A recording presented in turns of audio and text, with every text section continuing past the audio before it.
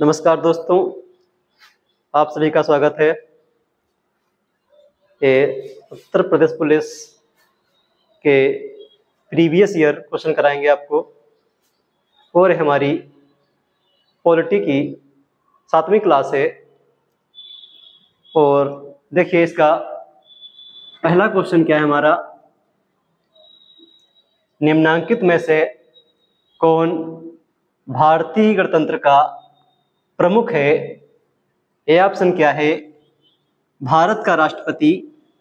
B क्या है, भारत का प्रधानमंत्री, मंत्रिमंडल, राजनीतिक प्रमुख, मंत्रिपरिषद सहित।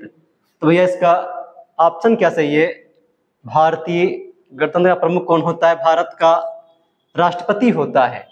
और इसका उल्लेख संविधान के अनुच्छेद 52 में इसका उल्लेख है। अनुच्छेद 52 में राष्ट्रपति पद का उल्लेख किया गया है। राष्ट्रपति पद का उल्लेख है।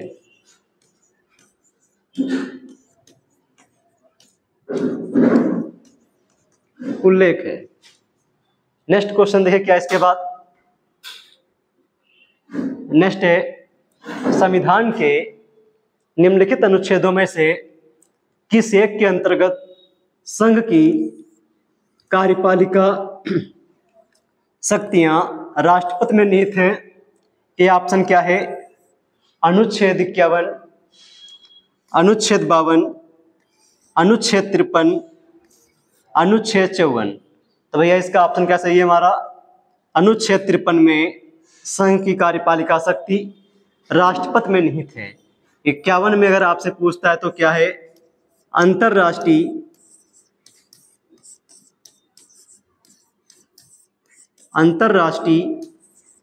शांति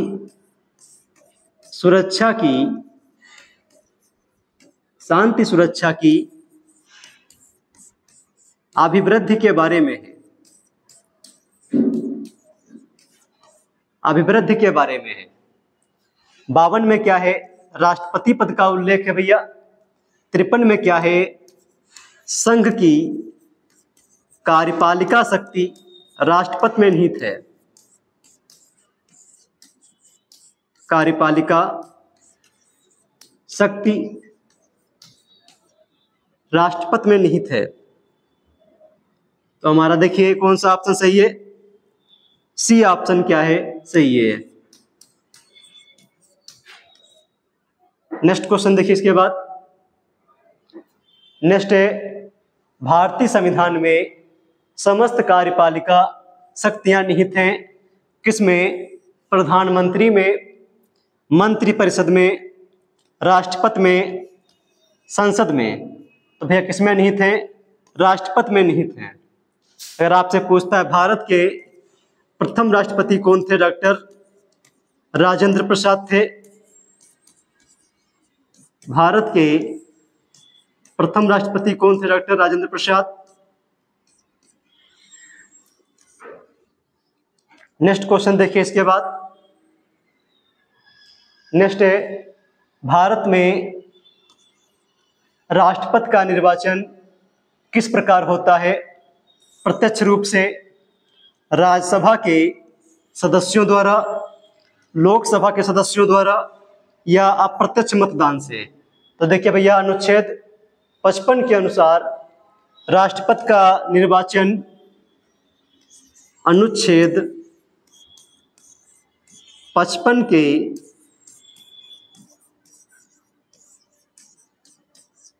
अनुसार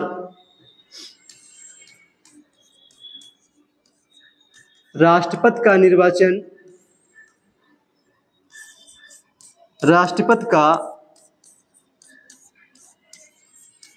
निर्वाचन अनुपातिक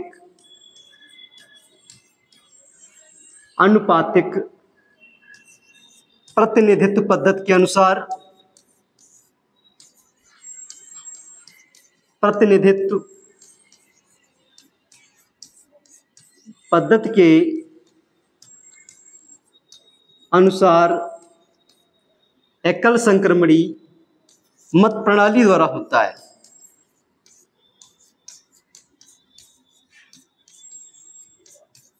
एकल संक्रमणी मत प्रणाली द्वारा होता है। चुनाव क्या होता है भैया? अप्रत्यक्ष मतदान द्वारा होता है। नेक्स्ट क्वेश्चन देखिए क्या है इसके बाद। नेक्स्ट है, भारतीय संविधान के 17वें संशोधन अधिनियम द्वारा भारत के राष्ट्रपति के चुनाव में जिन 2 केंद्र शासित प्रदेशों को भाग लेने का अधिकार दिया गया है, वे कौन से 2 आपके प्रदेश हैं? ए ऑप्शन क्या है? दिल्ली तथा चंडीगढ़। बी क्या है भैया? दिल्ली तथा पांडुचेरी। सी क्या है? दिल्ली तथा दमन व दीव। चंडीगढ़ पांडुचेरी। इसमें हमारा कौन से 2 भैया यूटी थे? दिल्ली और पांडुचेरी को शामिल किया गया था। दिल्ली और पांडुचेरी को राष्ट्रपति के निर्वाचन में शामिल किया गया। नेक्स्ट क्वेश्चन क्या है इसके बाद देखिए। नेक्स्ट है, निम्नलिखित में से कौन भारत के राष्ट्रपति के चुनाव में जिन 2 केंद्र शासित प्रदेशों को भाग लेने का अधिकार दिया गया है, वे कौन से हैं? तो भैया ये क्वेश्चन आपका क्या है? गलत हो गया है। और नेक्स्ट क्वेश्चन देखिए इसके बाद क्या है। नेक्स्ट है, राष्ट्रपति के उम्मीदवार के लिए क्या आवश्यक नहीं है? ए ऑप्शन क्या है? आयु 35 वर्ष हो, पढ़ा लिखा हो, संसद द्वारा चुने जाने की योग्यता रखता हो और देश का नागरिक हो। इसमें क्या आवश्यक नहीं है भैया? पढ़ा लिखा हो, ये आवश्यक नहीं है। और इसमें और आपके सारे हैं। नेक्स्ट क्वेश्चन देखिए इसके बाद। जब लाइव पढ़ाएंगे तो आपको पूरा बताएंगे, शुरुआत से पूरा टॉपिक आपको बताएंगे। अगर भारत के राष्ट्रपति के चुनाव में कोई विवाद है तो उस विवाद को सौंपा जा सकता है।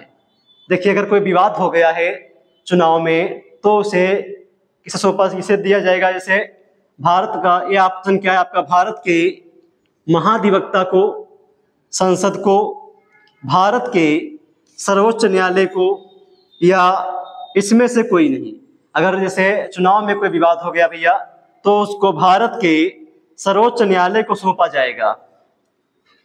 नेक्स्ट क्वेश्चन क्या है इसके बाद देखिए। संविधान में मौलिक कर्तव्यों को सम्मिलित किया गया है 1976 में, 1979 में, 1975 में, 1978 में। तो देखिए भैया, मौलिक कर्तव्यों को संविधान में 42वें संशोधन अधिनियम 1976 में जोड़ा गया था।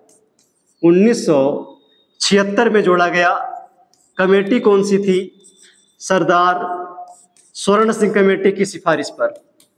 सरदार स्वर्ण सिंह कमेटी की संस्तुति पर इसको संविधान में जोड़ा गया। तो हमारा ए ऑप्शन क्या है? सही है। नेक्स्ट क्वेश्चन देखिए इसके बाद क्या है। नेक्स्ट है, भारत के संविधान के किस भाग में मौलिक कर्तव्य उल्लिखित हैं? भाग 3, भाग 4, भाग 4 का भाग 5। तो अगर आपसे पूछता है भाग 3 में क्या है भैया? मौलिक अधिकार है। भाग 3 में क्या है? मौलिक अधिकार है। ये कहाँ से लिए गए हैं? ये आपके लिए गए हैं अमेरिका से। इसे यूएसए के संविधान से लिया गया है। अनुच्छेद क्या है? 12 से 35। और भाग 4 में क्या है आपका? भाग 4 में नीति निर्देशक तत्व है। अनुच्छेद क्या है इसका? 36 से 51। ये कहाँ से लिए गए हैं? आयरलैंड के संविधान से लिया गया इसको। देखिए मेरे भाई, आयरलैंड के संविधान से लिया गया है। भाग 4 का में क्या है? मूल कर्तव्य है। इसे रूस के संविधान से लिया गया है।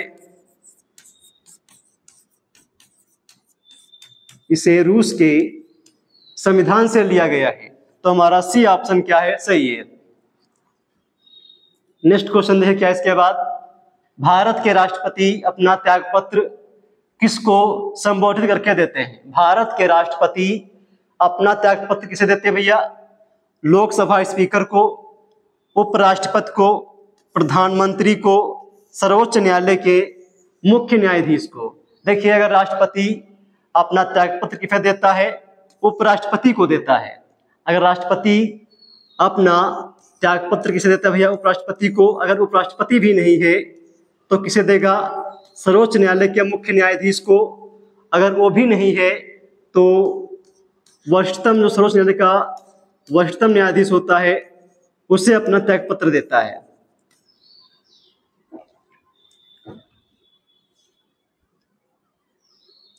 तो हमारा कौन सा ऑप्शन सही है? हमारा बी ऑप्शन क्या सही है? उपराष्ट्रपति। नेक्स्ट क्वेश्चन देखिए इसके बाद क्या है, भारत के राष्ट्रपति को महाभियोग द्वारा हटाने की प्रक्रिया निम्नलिखित में से किस अनुच्छेद में है? किसमें भैया है? अनुच्छेद 53, अनुच्छेद 61, अनुच्छेद 74, अनुच्छेद 13। किसमें उल्लेख किया गया इसका? अनुच्छेद 61 में राष्ट्रपति पर महाभियोग लगाया जाता है।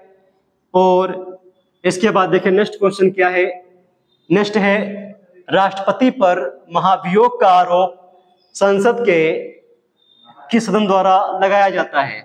ये ऑप्शन क्या है? लोकसभा, राज्यसभा, महाभियोग द्वारा, न्यायालय में ट्रायल द्वारा।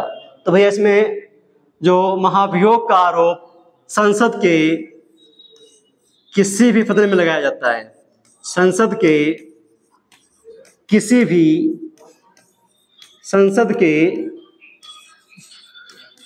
भी सदन में लगाया जाता है, चाहे आपका लोकसभा हो, चाहे क्या हो, राज्यसभा हो। कोई सदन है, जैसे लोकसभा है, संसद में 2 सदन है आपके, लोकसभा और राज्यसभा। इसका आरोप हम संसद के किसी भी सदन में लगा सकते हैं। तो हमारा ए भी सही है और बी भी सही, लोकसभा और राज्यसभा। नेक्स्ट क्वेश्चन देखिए इसके बाद क्या है, नेक्स्ट है निम्न में से भारत के राष्ट्रपति पर महाभियोग लगाने का अधिकार किसे है? कौन लगाता है? ए ऑप्शन क्या है? संसद के दोनों सदनों को, लोकसभा को, राज्यसभा को, या लोकसभा के स्पीकर को। तो भैया हमारा ए ऑप्शन क्या है? सही है, संसद के दोनों सदनों को महाभियोग लगाने का अधिकार है। नेक्स्ट देखिए इसके बाद क्या है, निम्नलिखित में से कौन सा भारत के राष्ट्रपति के निर्वाचक गण का तो भाग है, परंतु उसके महाभियोग अधिकारण का भाग नहीं है? क्या नहीं है भैया? लोकसभा, राज्यसभा, राज्यों की विधान परिषदें या राज्यों की विधानसभाएं। भैया बताइए इसका आंसर क्या है? कौन सा भारत के राष्ट्रपति के निर्वाचक गण का भाग है परंतु उसके महाभियोग का भाग नहीं है? बहुत अच्छा क्वेश्चन है भैया। इसमें कौन सा नहीं है? तो राज्यों की विधानसभाएं इसका भाग नहीं है और आपके सारे हैं। नेक्स्ट क्वेश्चन देखिए इसके बाद क्या है, नेक्स्ट है भारतीय संसद का संयुक्त अधिवेशन निम्नलिखित में से कौन बुला सकता है? तो भैया ये ऑप्शन क्या है? राष्ट्रपति, उपराष्ट्रपति, प्रधानमंत्री, लोकसभा का अध्यक्ष। तो संयुक्त अधिवेशन कौन बुलाता है भैया? राष्ट्रपति बुलाता है, अनुच्छेद 108 के तहत। अनुच्छेद 108 के तहत राष्ट्रपति संयुक्त अधिवेशन बुलाता है। तो हमारा देखिए ये ऑप्शन क्या है? सही है।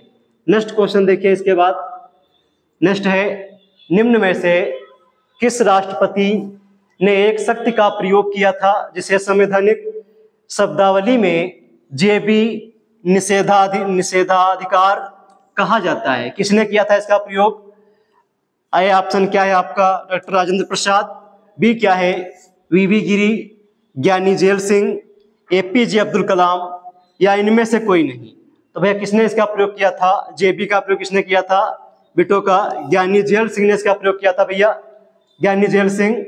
नेक्स्ट क्वेश्चन क्या है इसके बाद देखिए, जब केंद्रीय मंत्रिमंडल ने वर्ष 2002 में चुनावी सुधारों पर अध्यादेश में बिना किसी बदलाव के उसे राष्ट्रपति को वापस भेजा, तब राष्ट्रपति ने भारतीय संविधान के कौन से अनुच्छेद के अंतर्गत उसे अपनी सहमति दी थी?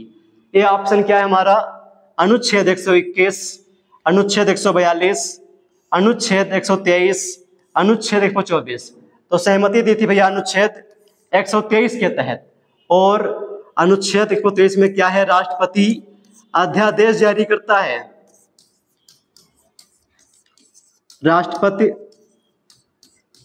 अध्यादेश जारी करता है। तो वही आपसे क्वेश्चन पूछ रहा था, तो हमारा क्या, कौन सा ऑप्शन सही है? हमारा सी ऑप्शन क्या है सही है, अनुच्छेद 123। नेक्स्ट क्वेश्चन देखिए, इसके बाद क्या है? नेक्स्ट है, संविधान के किस अनुच्छेद के अंतर्गत भारत के राष्ट्रपति को अध्यादेश जारी करने की शक्ति प्राप्त है? अनुच्छेद 360, बी ऑप्शन क्या है? अनुच्छेद 123, अनुच्छेद 200, अनुच्छेद 355। अभी बताया था आपको, इसमें कौन सा ऑप्शन सही भैया? अनुच्छेद 123 के तहत जारी करता है अध्यादेश।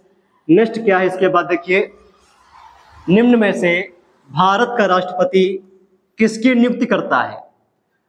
बताइए, किसकी नियुक्ति नहीं करता है? सॉरी, निम्न में से भारत का राष्ट्रपति किसकी नियुक्ति नहीं करता है? ए ऑप्शन क्या है?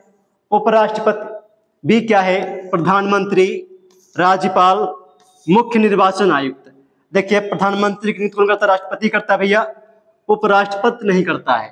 भारत का राष्ट्रपति उपराष्ट्रपति की नियुक्ति नहीं करता है, क्योंकि इसकी नियुक्ति करता है सर्वोच्च न्यायालय का मुख्य न्यायाधीश। तो हमारा ए ऑप्शन क्या है? सही है। अब कल मिलेंगे आपको